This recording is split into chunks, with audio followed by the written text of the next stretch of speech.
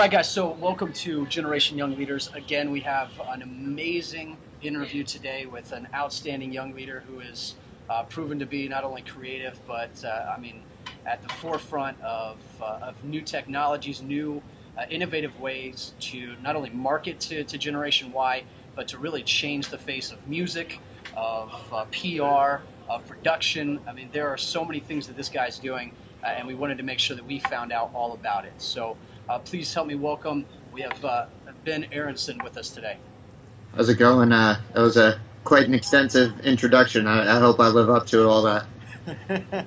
Well, basically what we're going to entitle this is Making the Transition from Director in Corporation, or Corporate, I guess we could say, Corporate America, to President in his own company. So that's kind of the transition that you've made, and we're going to go through that. First thing that we want to do, we're going to start something new. It's called word association. It's very simple. I'm going to throw out two words, and you select which one you like instinctively, and then why do you like them, or why do you choose that? So first combination is structure or flexibility. I'm going to go structured flexibility.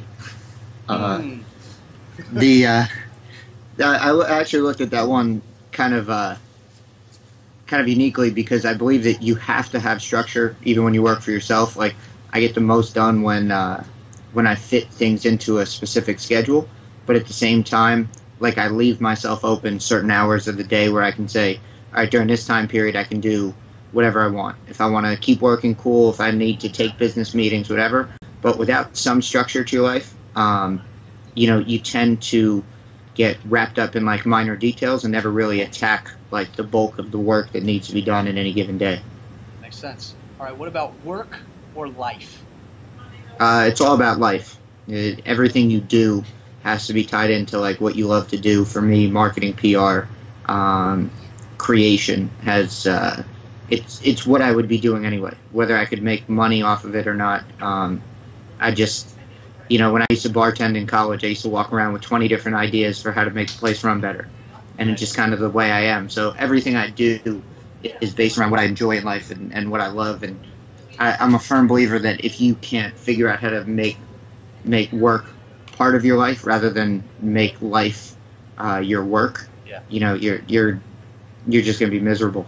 Yeah, that makes sense. What about leader or manager? Absolutely leader. Manager tells people what to do. Leader inspires people.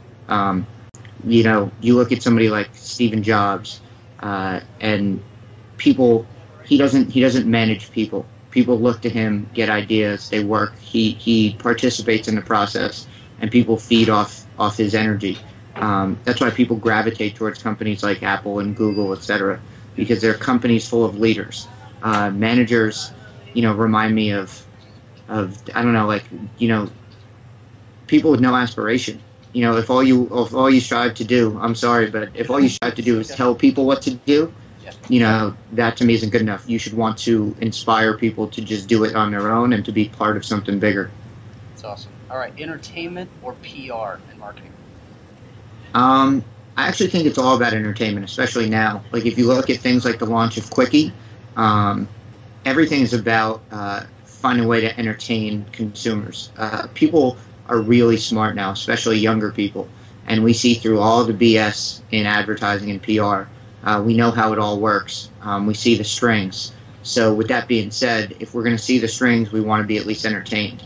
And so I really think that that's what it comes down to. It's about connecting with the consumer and finding ways to stimulate them and engage them, so that at least if they know it's going to be a branded interaction, right, that they got something out of it that they enjoyed. That makes sense. All right, corporate or entrepreneurship? I think that I think my gut drives me towards entrepreneurship in everything I do. But ultimately, your goal as any entrepreneur is to make your company or take your company to the next level. And at some level, that has to be a corporate drive.